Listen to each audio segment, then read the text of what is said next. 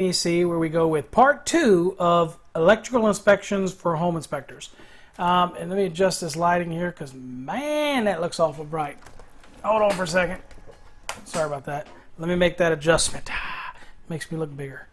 All right, so today we're going to do with part 2 here, and we're going to pick up where we left off. We just got finished talking about the conductor sizes, and I gave you a bunch of information. And again, I gave you a bunch of information. And if I overloaded you or I talked too quick, as a very high tendency to do, email me with your questions, and I will respond back to your questions. Okay? So text me your questions at 540-607-0116 or visit our message board at masterthenec.com. There's a click up there on the link, and you can go register for our message board and ask code questions there. Chime in, do what you want. We have a shout box on there as well, so you can actually post things in real live. Do all those type of things, but feel free to do that. And hopefully our goal here is to teach you something. But again, I got to try to do it as tight as I can. This is an 8-hour presentation that I would really like to nail down to about 4 hours, or 4.5 hours at max. So bear with me. It's a lot of info. And if I lose you anywhere or I wasn't clear on something, just email me. I mean, I'm not perfect. I'm trying my best to give you all the information I can in a short amount of time. All right, without further ado, let's go on and get into, pick up where we left off in our PowerPoint presentation. Now, what we're dealing with here is we're also now going to check the sizes. So what we're going to do is we also need to check the size of the conductor that's actually going to the actual breakers itself. If we have a 12 gauge terminating onto a 20 amp, a 10 gauge to a 30, a 14 to a gauge to a 15 amp overcurrent device. So we need to make sure and look in the panel, look at all of those breakers and make sure that we have the right size conductor for the right size breaker. Ensure that the conductor's ampacity is sufficient for the load, and keep in mind, like we said in part 1 of the video of the presentation, in that you might have a motor or an HVAC application where the conductor size might be one size and the overcurrent device might be a little larger. That is acceptable under those unique conditions. Really need to go to the nameplate and look at the nameplate on your actual HVAC unit outside, their condensing unit, and actually look at it, and you'll get the information off of that. And of course you can go to your air handler unit inside and get your information off that, and it should tell you the minimum size ampacity circuit and the maximum overcurrent protection that's necessary for that circuit. And then that's how you do that. Check that the 240 volt appliances are not overfused. Often on an upgrade, the appliance will call for smaller breakers. So they've replaced, and let me give you an example. Let me come back to me so I can kind of give you an example here. I just had my air conditioning unit replaced here. It's my house is built in 2009, it's a large house. It's over 3,000 square feet, but it had only one air conditioning unit, and because it's a dual zone system, that unit was a 5-ton unit. But we're in Texas, so it's running all the time, and so the upstairs and the downstairs has to use one unit, and it cycles off in. So it just put a lot of toll on it. So I had to buy a new one. So the newer one we got is a higher SEER, so it's more energy efficient. So when they come and replace it, the label that was on the old unit might have said what type of breakers needed, what type of circuit. Now obviously the new one is going to be more efficient. So the conductors could have been smaller, but the ones that are in place are fine. But the key thing is the maximum overcurrent protected device changed, and so the old one was a little higher, so they needed to change the breaker on it because it's different nameplate, it's a more efficient unit. So you have to look at that, because sometimes when you're doing a remodel and you're doing a home inspection, they might have changed the unit and now the breaker is too large and it doesn't match what the nameplate says. So then you're going to have to make that little notation in your inspection report and say, look, it's kind of overfused. It doesn't meet the label or the nameplate that's on the actual piece of equipment. Okay? Sorry, let me go back to you. All right. So you want to check those as well, because sometimes they do get upgraded and changed and people use whatever's still there. The circuit conductors might be fine, but sometimes the overcurrent protected device is not fine. So keep that in mind. 240 volt circuits, again, if they're using handle ties, that it has to be identified handle tie, and it's designed for that application. Most 240 volt applications are going to be on what's called a 2-pole breaker with a common handle tie, or it's going to be one single main one like here. I guess this is it right here. See, it's just 2-pole, but it has only one switch on it. That's very typical for some of the manufacturers to put one switch on it. But you might run into here where you see this is a handle tie, and it's identified for the use, and it's designed to go with this 2-pole breaker. All right. So look and see it again here. I've got aluminum on a copper conductor. Not a good thing. Again, you're going to make sure that it's the right conductor for the right type breaker. Let's talk a little bit about GFCI protection. Ground fault circuit interrupters. Now, since the early 1970s, GFCIs have been around and mandated, and the increased number of wet and damp locations. Now, remember, it's not necessarily all about the wet and damp location, because you know what?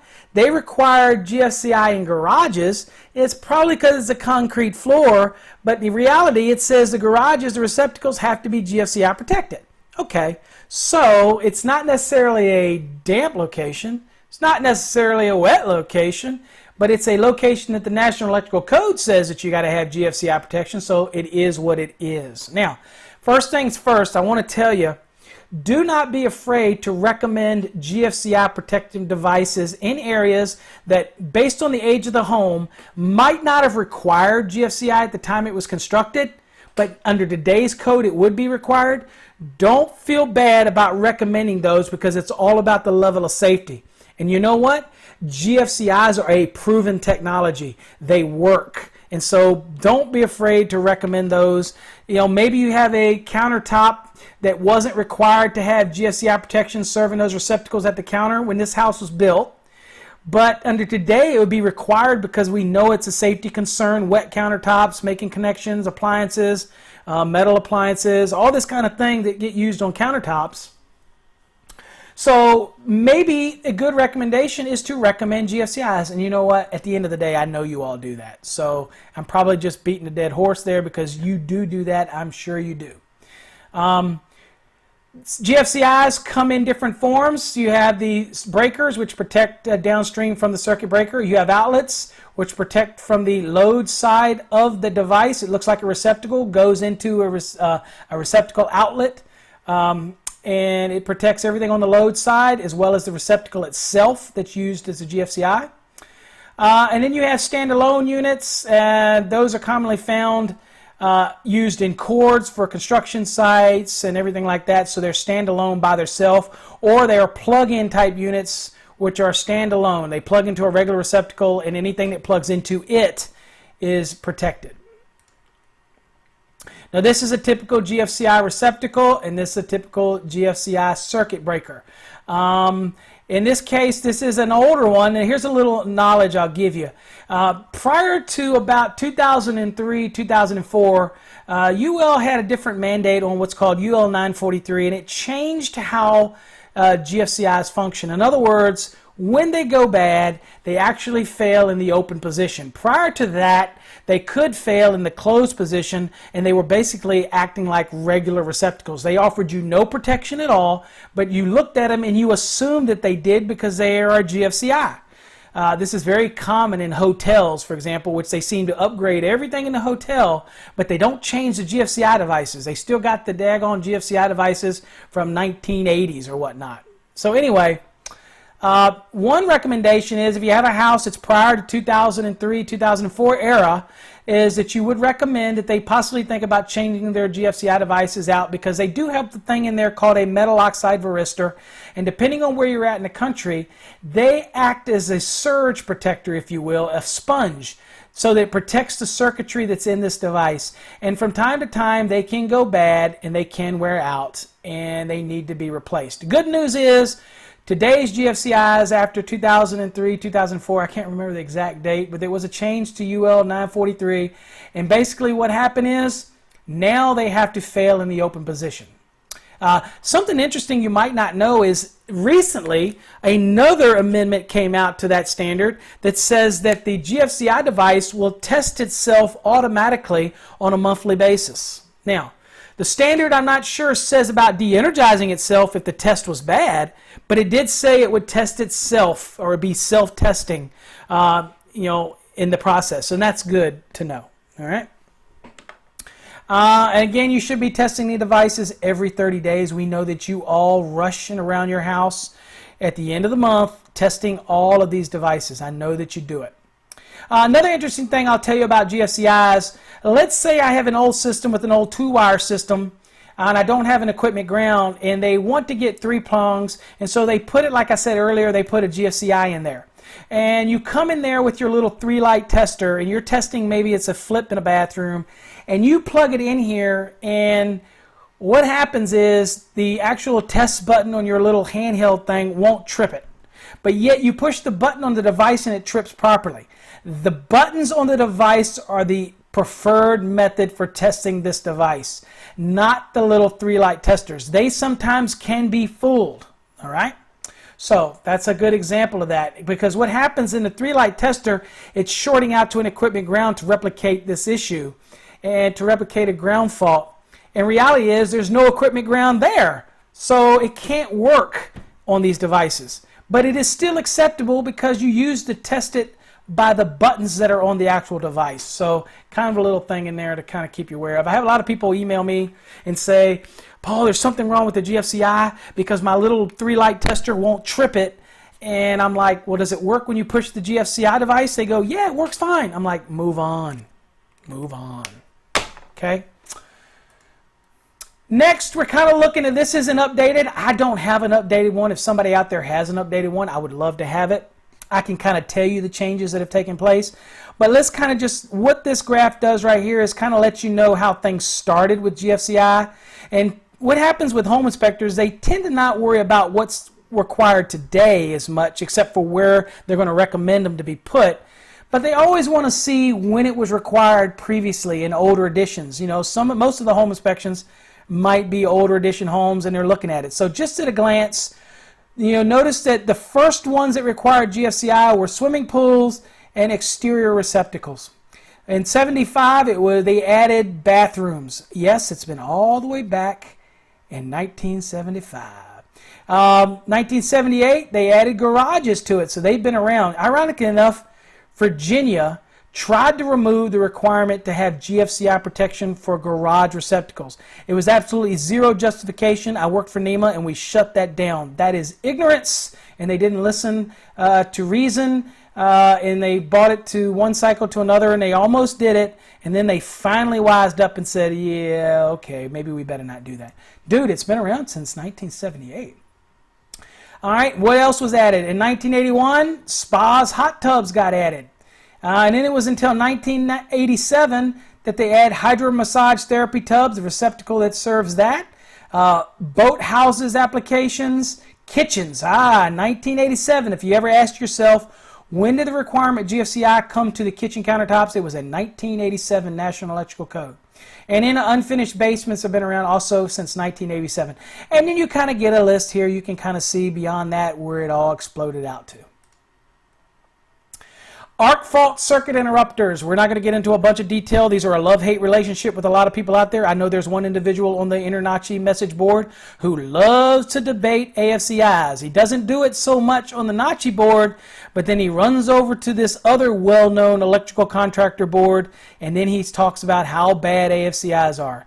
All right, I'm not bashing anybody. I'm just saying, look, the code says they got to be there. Whether you agree that they work or you don't work, I'm telling you, the code says they got to be there, and this is what you got to look out for.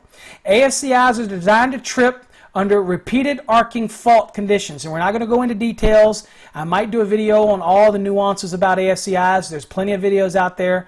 As inspectors, basically this is what you're trying to prevent. Somebody driving a nail through and actually going into the actual wiring.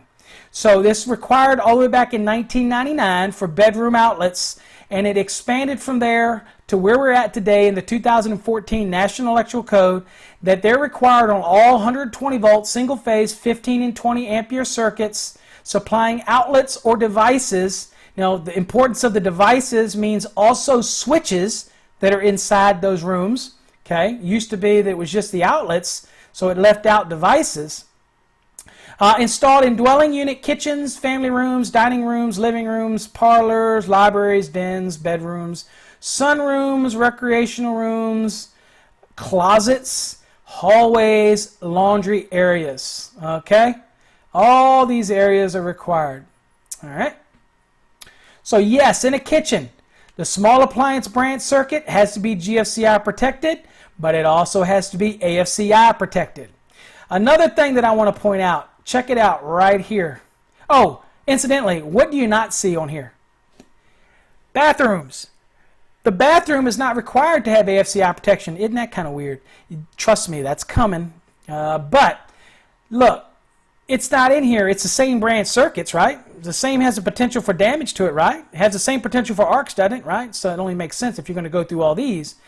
Basically, we gave you a little bit of time to ease you into it, but eventually you're going to have all of the single phase 120 volt circuits. Now, some people call me up and say, Paul, why don't they just do the whole panel? Save us the grief. Well, look, if they did the whole panel, first of all, it's important to know which breaker trips because AFCI devices are also diagnostic tools.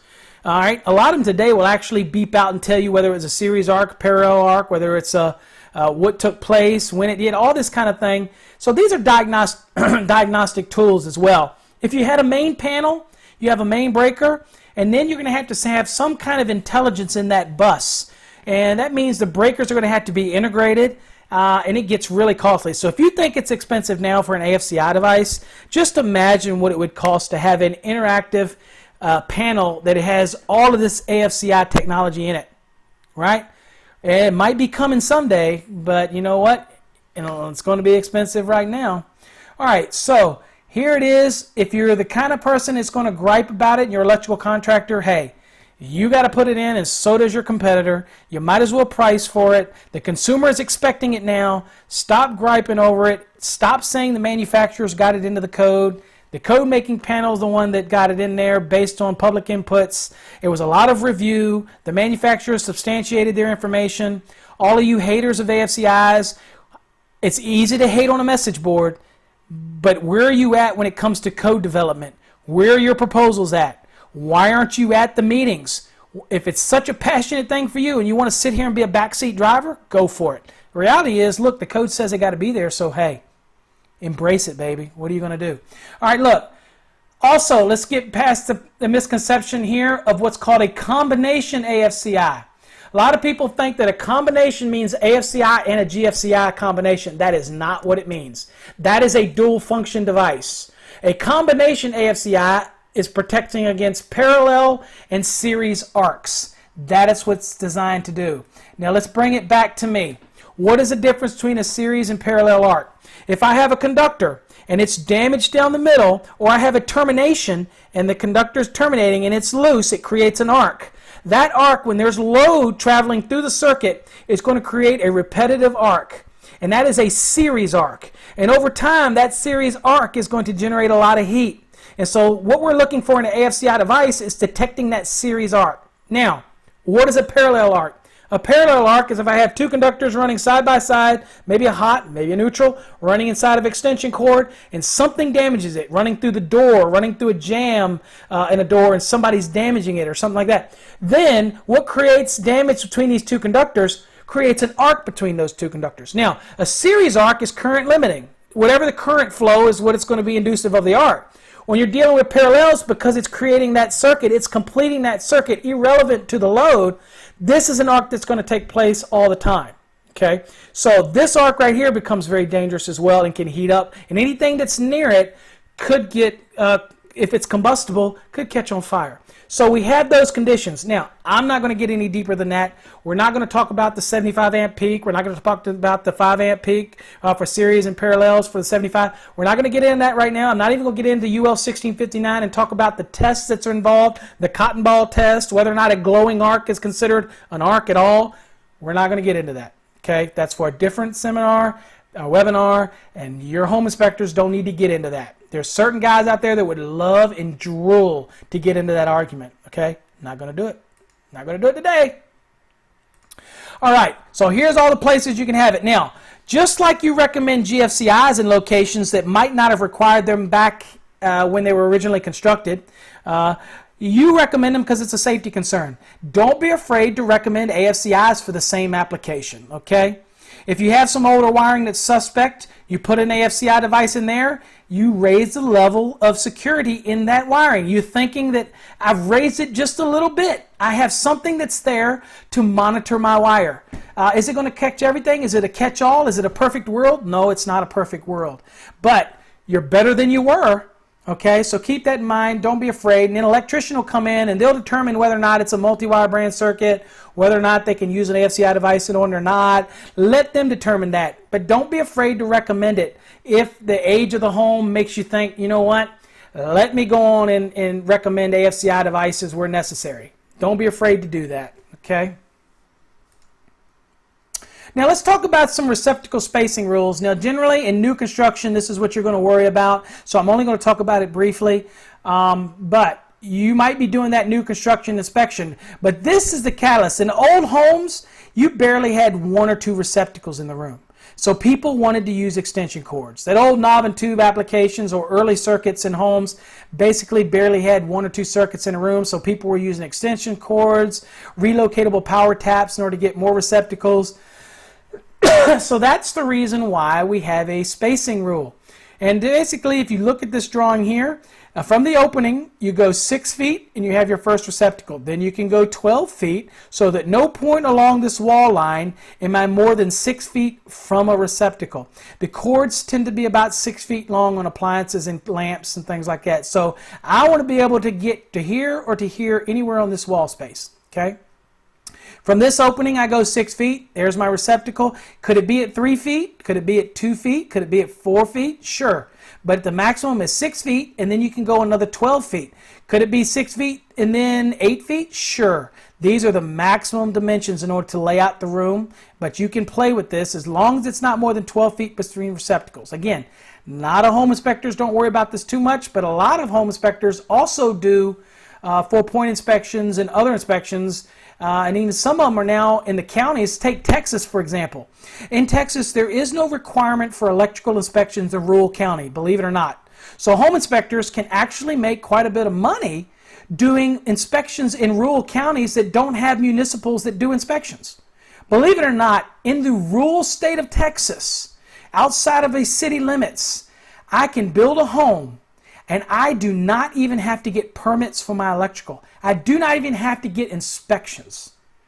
However, if I'm building a home and I know that an electrician might use a piece of equipment in the city and an inspector might fail it, they're going to take it and use it in the county because there ain't nobody looking over their shoulder, right? That's where home inspectors sometimes now are starting to do inspections for municipals in these rural counties. And it's what happens all the time in Texas as well, and I'm sure in other parts of the country as well. It is very weird. Here's something else that's ironic. The IAEI, which is without a doubt one of the leader in the electrical inspecting industry, is housed in Richardson, Texas. Yet you're not required to be an electrical inspector in the state of Texas. You got to be a licensed plumbing inspector, but you don't have to be an electrical inspector. Now, most jurisdictions are going to require you to get some ICC or IAEI licensing, certifications, if you will. But at the end of the day, isn't that weird? Okay, hey, that's nothing against IAEI. I'm just saying that's weird to Texas. If it was me, I would require the electrical inspectors to be licensed like it was in Virginia and like it is in most other states. So that's why I'm showing you this, so that you have an idea of spacing. And the reason is, if you don't have enough receptacles, people are going to get encouraged to use extension cords. Okay? Now, fixed railing, fixed doors, other things like that count as actual wall space. So these are windows here. They might go all the way to the floor. Doesn't matter. They are fixed space. You treat them as wall space. Now, if this was one big glass window here and I can't get another receptacle within 12 feet of this one, then I can put one in the floor. As long as it's not more than 18 inches away from the wall, I could put a floor receptacle and that will serve the spacing requirement. So that's an option as well. All right. Now, if I have a hall and that hallway between entry and exit or thresholds or doorways is at least 10 feet in length, then I have to have at least one receptacle. Now that doorway, that hall could be 100 feet long. I only require one receptacle if it's over 10 feet. Okay? If the doorways between doorway to doorway is less than 10 feet, I'm not required to have any at all. Okay? Just keep that in mind. I'm going to put it to you this way. When I wired houses, if I had a long 20-foot hallway, I did put more than one receptacle in that hallway. Okay? Because of use of vacuum cleaners and all. And you know what? I wasn't your cookie cutter electrical contractor, baby. I spent a little more. Even though I might not have charged you for it, I gave you a little more. I wanted you to tell the next person how much you loved my work. So looking at some outlet spacing here, outlets every 12 feet, 6 feet from any doorway or opening. Kitchen countertops, you need to have a receptacle every 4 feet. It needs to be 2 feet from the edge, or 2 feet from a sink. Okay, but you want to look basically for as long as there's a receptacle between receptacles no more than 4 feet, so that any point along that countertop, I have a receptacle within 2 feet. They need to be no more than 20 inches above the countertop. Okay, and you never want to see face-up receptacles in a countertop in a kitchen. Okay, okay to have them on the floor, but you know what? You can't have them on a countertop in a kitchen. The kitchen requires a minimum of 2 20-amp small appliance branch circuits. If you're doing an inspection and there's only one 20-amp small appliance branch circuit, that might have been all that was required at the back in the day. But under 210.11 now requires at least 2 small appliance branch circuits. And we're going to tell you how you install them in accordance with 210.52c. And you need to make sure there's at least 2. If it's an old application and there's only one there, you're probably going to only have a couple receptacles on the counter anyway. Again, that was probably what was allowed at the time. I would push more for GFCI protection on those circuits. This is more for new construction to make sure it's got a minimum of 2 small appliance branch circuits. Okay, and they have to serve the countertop. Both of those, minimum of 2. Can I have more? Sure, I can have more. I can have as many as I want. When I'm doing a load calculation for a dwelling, I got to remember that I got to count them all. Okay, I got to count them all at 1,500 VA per, but I got to count them. But I only need 2 as a minimum. If I want to add more, I can add more. Bathrooms have to at least have one 20-amp circuit. You have to have a receptacle within 3 feet of the outside edge of the basin. One receptacle can serve multiple vanities, multiple sinks, as long as that receptacle is within 3 feet of the sink. So if it's in between them, it's within 3 feet. If it's to the side, left or right, in a wall or the partition, it can't be on the wall behind you, adjacent. It's got to be on the wall that is actually adjacent to the sink. So that means either the wall that the mirror would be on or a partition wall to the left or to the right. Now, if I had one on the wall to the left and it's within 3 feet of the sink, that's good to go. But if it's not within 3 feet of a double sink vanity, then I'm going to have another receptacle installed on the other side so that it is within 3 feet.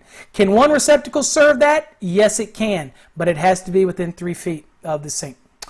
Also, can I serve more than one bathroom with a 20-amp circuit? Yes, I can, if I'm serving only the receptacles. If I'm serving the lighting loads and the receptacles in the bathroom, then that 20-amp branch circuit cannot leave that bathroom. If I'm serving only the receptacles, I could serve, let's say, a bathroom upstairs and downstairs, only the receptacle. The lighting gets done from some other branch circuit, maybe the hallway branch circuit or what have you. Okay, but if I plan to run one circuit to one bathroom and I want to pick up the lighting as well as the receptacle, I can do that. That's not a problem, but you got to remember that branch circuit cannot leave that bathroom. Okay, and that's something we look for. Locations with mechanical equipment. You're generally going to have receptacles within 25 feet for servicing of mechanical equipment. Again, that's a new construction thing, so if you're kind of a home inspector, you're kind of starting to zone out right now and say, wait a minute. I thought this was a home inspection course, and you're talking municipal inspections. I'm just kind of giving you some information that you generally are going to have a receptacle for servicing. It is also very acceptable in an existing dwelling or structure to have equipment and not have a receptacle near it for, let's say, the air conditioning unit under the crawl space or in an attic, and that you can recommend a receptacle because you don't want them to use extension cords to try to pull a receptacle up there. It might not have been required to have a receptacle within 25 feet. Now it is. So you can make that recommendation because you're trying to discourage the use of extension cords. Because what happens is somebody's liable to run an extension cord and they're liable to leave the extension cord there and use it for future use. That's not what the extension cord is designed to do. Okay? Breakers controlling split outlets need to be tied. All right, so what this is I have a receptacle. Let's say I'm doing a small appliance branch circuit on a counter in a kitchen, and I'm required to have the two 20 amp. Let's do this. Let me bring my picture back because it's so much better for me to bring a picture up. Let's say I'm going to run a multi-wire branch circuit, and I need to get two 20 amp circuits to the countertop. Code allows me to do this. I have a red, I have a black, I have a white. I share the neutral. I put it on a 2-pole breaker or 2 single-pole breakers with a handle tie that is identified for the use.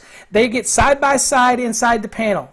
Not a problem. The neutral will handle the imbalance load between the red and the black. So if I got 10 amps on this one, I got 5 amps on this one, the cancellation effect in the sinusoidal waveform is going to put 5 amps of unbalanced current onto the neutral. No problem. 10 on this one, 5 on this one, the imbalance goes on the neutral. If you don't use a 2-pole breaker, okay, and you use 2 single-pole breakers, and you put them in the panel to the point where they end up being oriented on the same phase, then what happens is if I have 10 amps here and I have 5 amps here, now I have 15 amps traveling on that neutral. Generally, you think, well, what's the problem? It's a 20 amp circuit. The problem is each one of those circuits could handle up to 20 amperes. So I've got 20 amps here, 20 amps here. Typically on a multi-wire branch circuit that's done properly, I want to have 0 current traveling on the neutral conductor. It's just the way it works, man, just the way it works. All right, so look, the problem is if I put them out and they're on the same leg and I'm pulling 20 amps and I'm pulling 20 amps on the other, now what do I have pulling on that neutral? That's right. I got 40 amps traveling on a conductor that was only rated for 20 amps. That's when you start getting those neutrals that turn brown. That's when you start getting those neutrals that actually will start to brown out. Okay? Melt away, if you will. Okay, hopefully I expressed that. Oh, wait a minute. So I go to my circuits on the countertop, and I have a receptacle, and I want to get the 2 circuits supplying the countertop. This is pretty neat.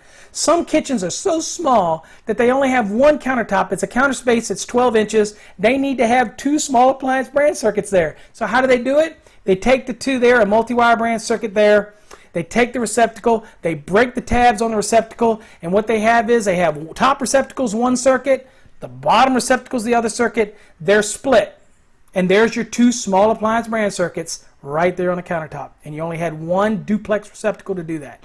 But when you get back to the panel, you got to make sure it's on a 2-pole breaker or 2 single poles with an identified handle tie that keeps them right there together, because the bus is alternating.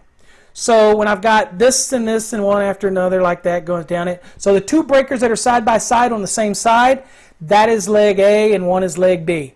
Okay, so you get that cancellation effect, right? It also helps balance out your panel. All right, hopefully I explained that to you, help you understand. Let's go back to the presentation. All right, required lighting fixtures or luminaires. There are certain areas in a dwelling that's going to require certain types of lighting. The switching lighting required in all habitable locations. It just happens to be where you switch it, whether I got to actually switch a luminaire or I can actually switch a receptacle. All right, so I can switch receptacle outlets, and that's what it should be right here. It should say switched receptacle outlets are okay in living rooms, dining rooms, and bedroom locations. Perfectly acceptable.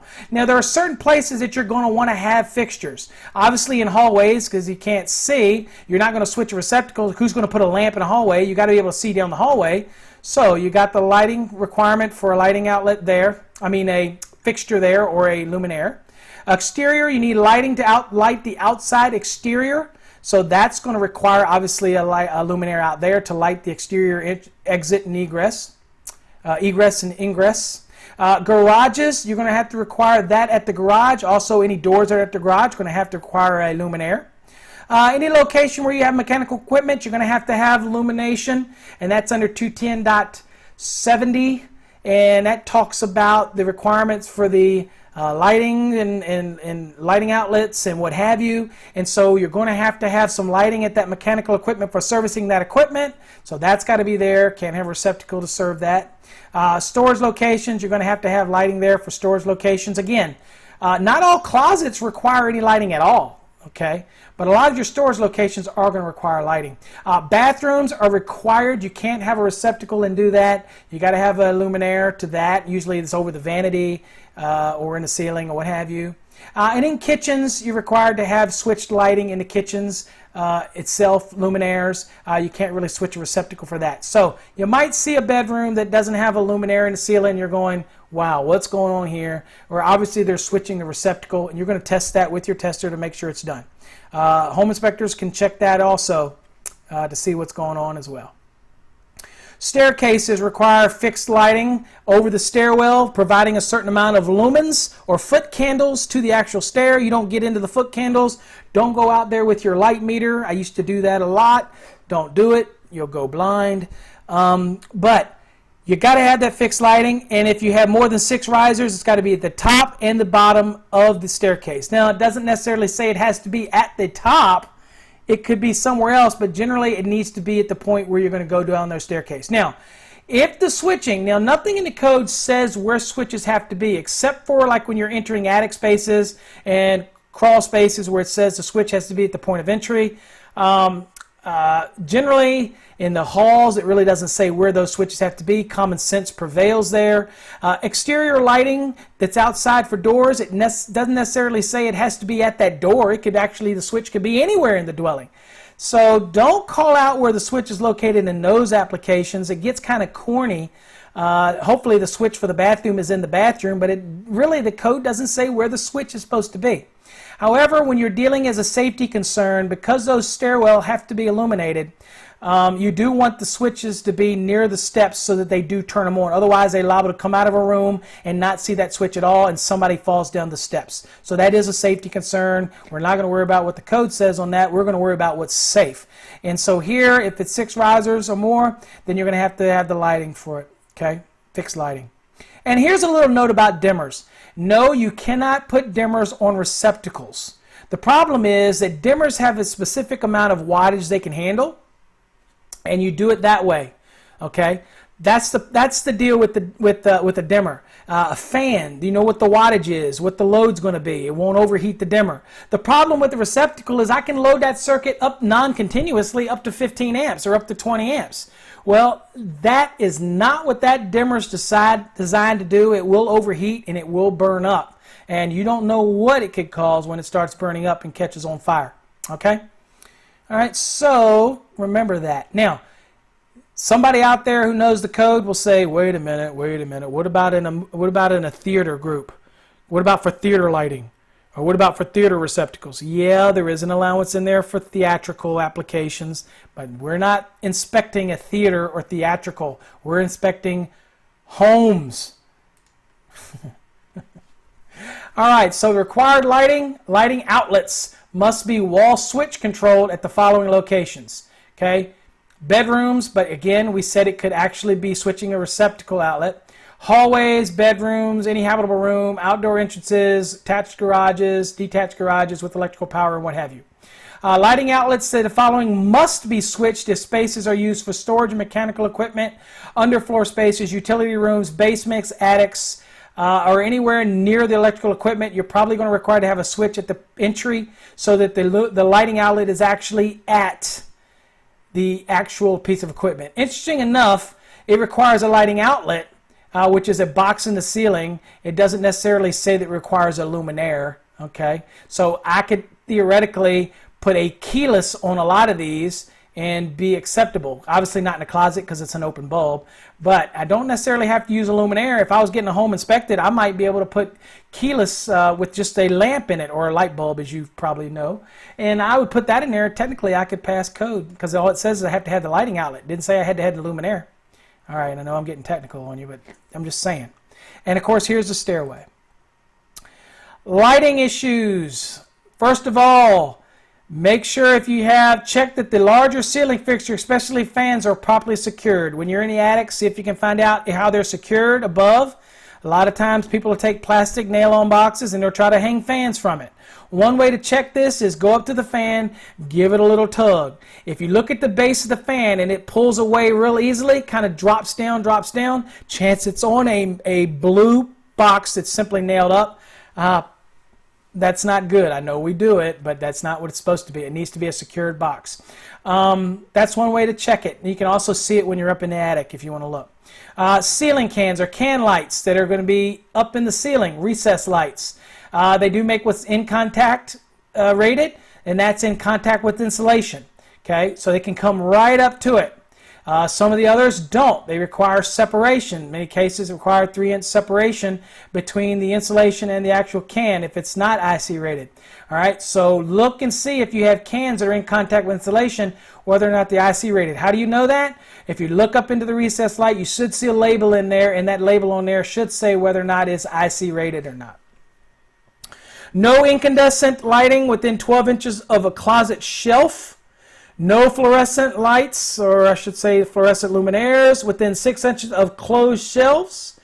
And no cord-connected fixtures, hanging fixtures, track lighting, pendants, or ceiling suspended fans shall be located within 3 feet horizontally and 8 feet vertically from the top edge of the tub's rim or the threshold of a shower. Okay, and I think I have, but incidentally, you could have recessed lights if they're rated for the location. If they're over the shower, then they got to be rated for a damp or wet location, depending on whether or not they're subject to spray.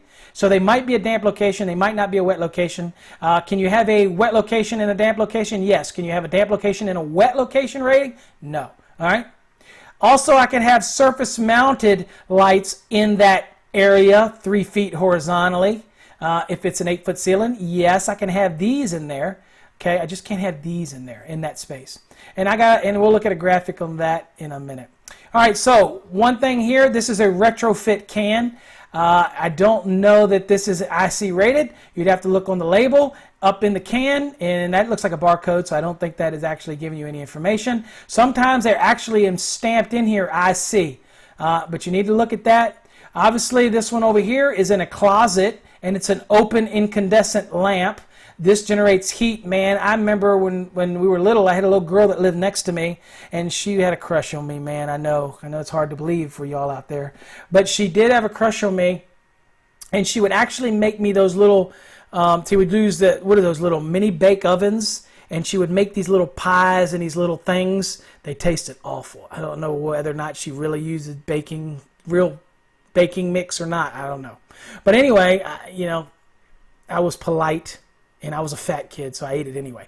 But here you've got an issue of combustible material. These things will put out some heat, buddy. Okay? And so this is a violation. This is a concern. This needs to be an enclosed globe.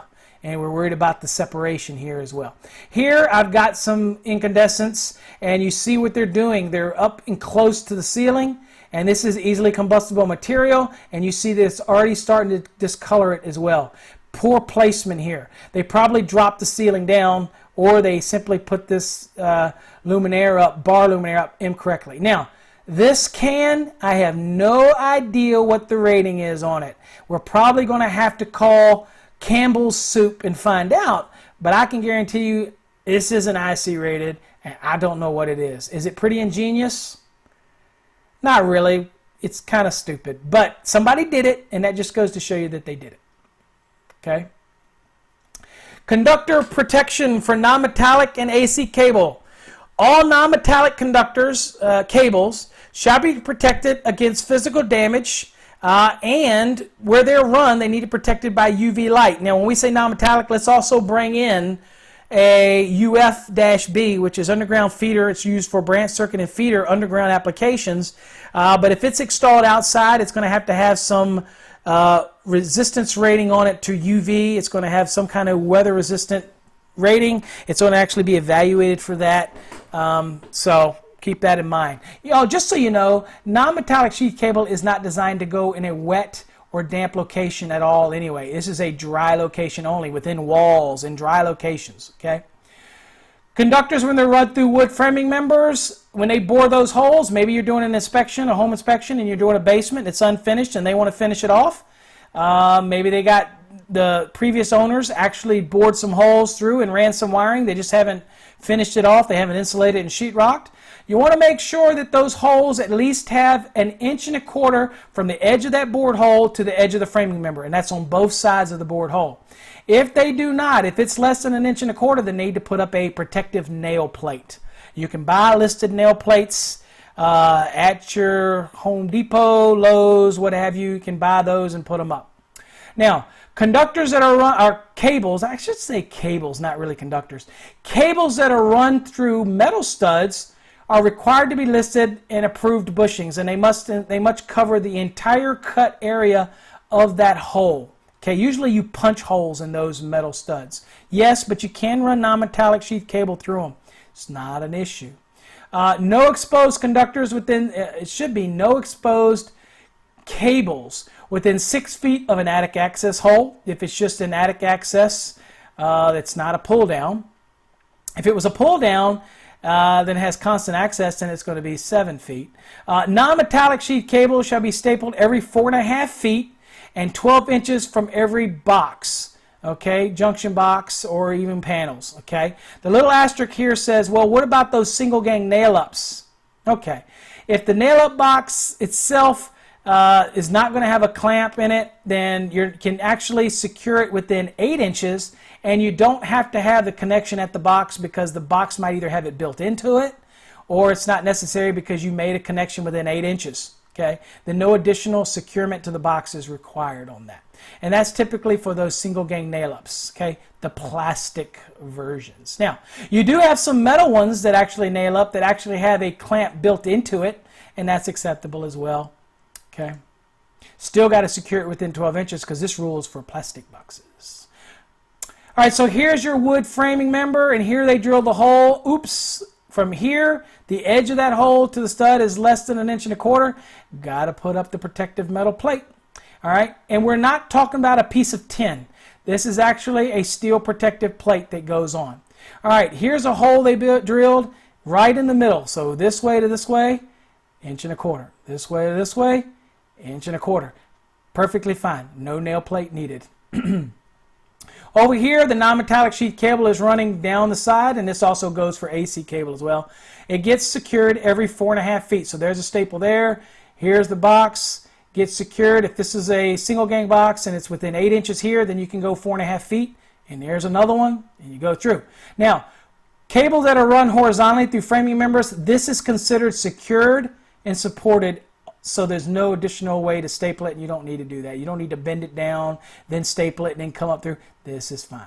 Okay. Now, when it comes to here, you need to secure it right here as it changes direction, and then as it goes within 4.5 feet, it turns and runs horizontal. Then you don't need another one here. That is considered secured and supported here, so it's not an issue. If this was a 2-gang box, for example, right here, then I need to have a strap within a staple or some other type of strap within 12 inches of the box. Okay. If this is just a single gang plastic nail up, then I'm allowed to get away with 8 inches from it. Okay. It wouldn't say get away with it. That means since there's no clamp on it, that you've got to do it within 8 inches. Okay, because there is no clamp on it. So I guess it isn't any benefit there. Canada, it's every 5 feet, but we don't worry about Canada. I don't worry about Canada. Sorry, Canadian folk. And I got a lot of you guys on the board that are Canadian guys, and I apologize. I didn't mean that badly. I don't do anything in Canada. I couldn't tell you what Canada rules are. So here's an access hole going up into the access. And you have this all-encompassing dome, 6 feet in any direction, up in the rafters, this way. All of this area from this access hole. If there isn't any permanent access to it, then it is 6 feet from the nearest edge. Now, if there's permanent access, like pull down stairs or what have you, then it's 7 feet. Okay, and that includes the rafters, the studding, the joists, all of that. Anything within that has to be protected across there. You got to move it out of that way. Now, what if you can't move it? Then the code is going to allow you to put something called guide strips. Now, in some cases, I might have a cable right here, and I can't move it. And you're the inspector, and you look at it, it's existing application, they have an attic, It might not be designed to support any load because this says a truss cord, but you know they're going to put stuff up in there. There's an access there. You know they're going to get up there. So what you don't want them to do is crouch up in here and step on top of this cable and potentially jam it in somewhere and damage it, cause a problem here, cause a fire up in here, right? So the code will allow you to put a guard strip here, and as long as that guard strip is higher than the dimension of the cable, then when somebody steps down on it, they're going to step onto the guard strip and they're not going to step onto the cable. Okay, so that's at least what I'd recommend. In the new construction, just keep it away. Under existing construction for home inspectors, recommend those guard strips. If they're running up here and they're within the 6 feet or the 7 feet up here, then you have to look at what you have to do in order to protect it there. You might also have to put guard strips there to protect it. All right, so keep that in mind. Now let's look at some other aspects here. Now we're going to use the attic for this, but we're going to actually talk about crawl spaces and unfinished basements as well in here, since I really don't have a picture for it. Let's look at this picture over here. Now, if the area above is about 40 inches, you really can't do anything over in here. So basically you can run them on the surface here. However, when you run conductors on the surface, it's just like in a crawl space, okay? Just like in the crawl space. And here's the case. It's okay to run cables along the bottom of these joists here, or these roof rafters, just like you would on the bottom of the floor joists under a crawl space or in an unfinished basement, as long as the cable is equivalent to at least 2 6 gauges or 3 8 gauges. So basically, if it's a 6'2" non-metallic cable or an 8'3" non-metallic cable or larger, then I can secure it to the bottom of those members. If it's smaller than that, let's say a 12'2", 12'3", 14'2", 14'3", 10'3", 10'2", then they have to be installed on what's called running boards. And that's the running board right here. Or they could be drilled through the framing member, and as long as they maintain that 1¼ inch, they're perfectly fine. But right here, here's an example of a running board, because these conductors were smaller than 2 6s or equivalent to 3 8s. That way they had to run it on a running board. And that's the same thing you do in crawl spaces, and that's the same thing that you do in unfinished basements. So when a home inspector goes in an unfinished basement and they see non-metallic sheath cables stapled across the floor joists, they're going to call it out and say that you need to install a running board. People are going to hang things on it. It's a perfect place to hang clothes. Not a good thing. They need to install one. All they got to do is loosen the staples, slide a running board under there, and then secure them to the running board. All right, and this is the example right here. They call this a running board, but this is really a guard strip, and it's actually protecting this. So if I step in here, I'm not going to step onto the actual conductor cable itself, right? And here's your board holes, which are perfectly fine, okay? And any of the holes that are run through it are considered supported. Here's the other thing I run into. Remember when we said non-metallic sheath cable has to be secured every 4.5 feet? What happens is they'll poke it up through this top plate, and they're going to go across the floor joist, and they're going to come back down over here somewhere. They run it across the top, all right? Well, first of all, we talked about the issues that we have with that, right? The other aspect that we run into here is that they don't tend to secure them. They're just simply laying there. And in this space right here, it's okay. In this open space right here, you don't want to run conductors over the floor joists without being protected here. In this case, we're trying to show that it's 40 inches or less. You're not going to walk in here. You're not going to get in here. I don't really have a problem if you ran conductors across here, because you're not going to be walking on them. There's no potential for damage. I am more concerned as a home inspector about out here. Now, this just looks nasty. They got to fix this, right? But rodents are going to see this. People are going to get their feet caught in it, climbing through there. It's just nasty. Why would somebody do that? All right? But at the end of the day, they can drill them through here, and you wouldn't need the running boards, or you wouldn't need the guide strips, because they're running them through it. All right? So just keep that in mind. But if I'm going to run conductors over, across, I got to make sure that it's secured and supported. Okay?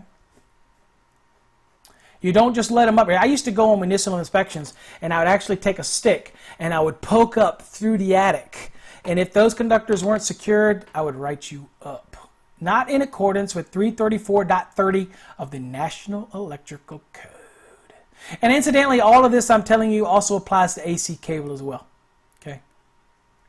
All right, that's it, guys. I'm not going to talk about grounding and bonding in this episode. We're going to talk about that in another episode. And we'll talk about that in detail. We're going to talk about main bonding jumpers. We're going to talk about how you make a connection in the panels. I already talked to you about how you isolate the grounded and grounding downstream. We're not going to talk about that much in bonding and grounding at this point. If you have any questions on that, visit our message board, post those questions, and I'll answer them for you. But we're not going to talk about those in too much detail. But I feel bad, so I might as well give you a few little examples. What are we at on time? All right, I'm just under an hour for this one. So let me give you some examples here, and I am going to encourage you, it's like a teaser. Come back for the grounding and bonding segment. We're going to talk about grounding gas lines, or bonding gas lines, if you will. We're going to talk about what you do with the water pipes in buildings. We're going to talk about grounding electroconductors, sizing, all this kind of stuff. We'll do all that. But what I want to talk about, these are some general terms. But let's see where I'm at. I'm actually back to the beginning. Bear with me, because I don't know why I scrolled all the way through. My bad. Bear with me. Don't hang up on me yet. Let me get to the end, because I don't know why I did that. I don't want to get too far to the end. We're going to talk about bonding of metal piping. Okay, so gas lines inside of a building. If the gas line is likely to be energized, then you need to bond it. You're not using it as an electrode. You're simply bonding it. Now, why is it likely to become energized? Because if it's an actual circuit that's supplying the water heater, let's say the igniter, and it's being run to this gas water heater, the chances are that circuit could potentially energize the gas piping. If that's the case, I have to bond it. Now, the good news is I can use the equipment grounding conductor that's sized for that circuit to actually bond the actual gas line that's likely to be energized. Okay? That makes it easy. Okay? And generally that gets done right here when you make those connections, that it actually is going to bond the metal pipe right there where the actual starter is or the igniter is, and that usually takes care of that. Water pipe grounds in a building is a home inspector. In those old ones, you'll see a shutoff valve. If they do it on this side, which is I call the load side of the shutoff valve, then they need to make a bonding jumper and take it over here to the line side or the supply side in case this valve is changed or removed. You don't want to do it here and have this removed and isolated away from the ground. You want it to be on this side, so they might need to put a bonding jumper here. Okay, so you bond your water line. All right.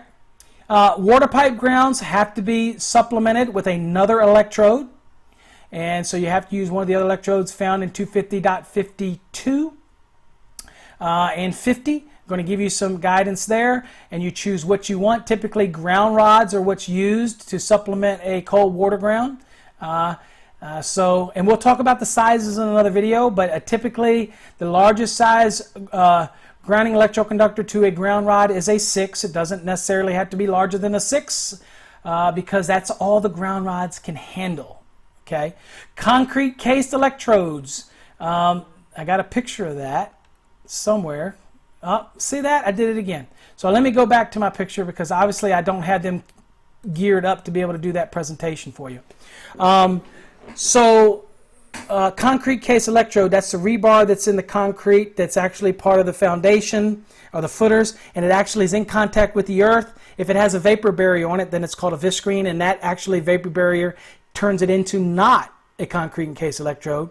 Cut some of that out, make contact with the concrete and the rebar with the earth, then you have a concrete case electrode.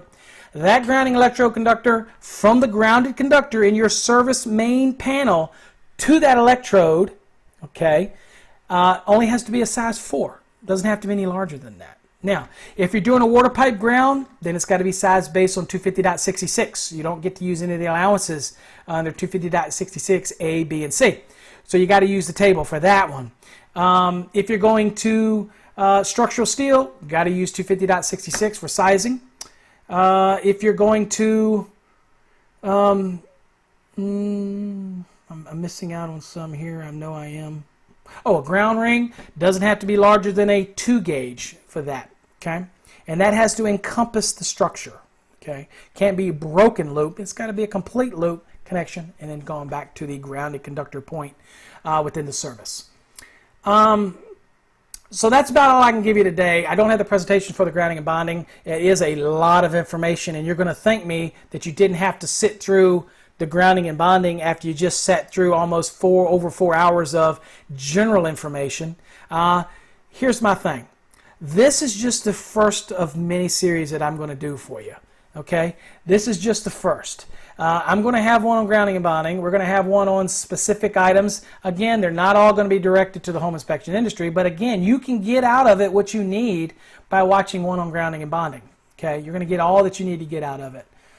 So hopefully you learned something. If I missed something that I didn't talk about, that's okay. Email me. You know, you can't get everything in a webinar, right?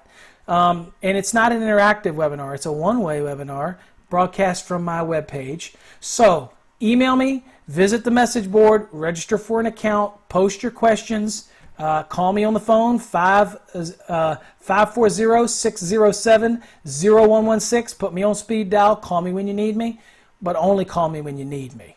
Okay? There's a lot of trolls out there. Look, you might not like me. You might don't understand why I do this for free or why I try to help the industry. It ain't about me. It has never been about me. One big misconception was that when I had the old website, The Electrical Guru, that I thought I knew everything about the code. You know why I love this industry? You know why at my age now, nearly 50 years old, that I still teach electrical to people? Because I love it. I deal with it every day. I get calls all the time for codes, and I love helping people out. You can laugh at me because I'm fat. I'm not that fat. You can do whatever you want. You can not like me because I'm an electrician and you think this guy thinks he knows it all. I don't. I learn something new every day from my mentors in the industry. I am trying to give back to the industry. Yes, I don't have the greatest graphics. Yes, sometimes I talk too much and kind of don't get to the point and I kind of ramble. That's just me. Get over it. I'm not getting paid thousands of dollars and thousands to do this. I'm doing it because I want to help you. So post those questions. God bless, and join us next time as we have another webinar, and we'll talk about other aspects of home inspections, electrical, National Electrical Code, maybe even some National Electrical Safety Code, maybe some lockout, tagout procedures. We're going to talk about a bunch of things. So God bless. Join us next time. Peace.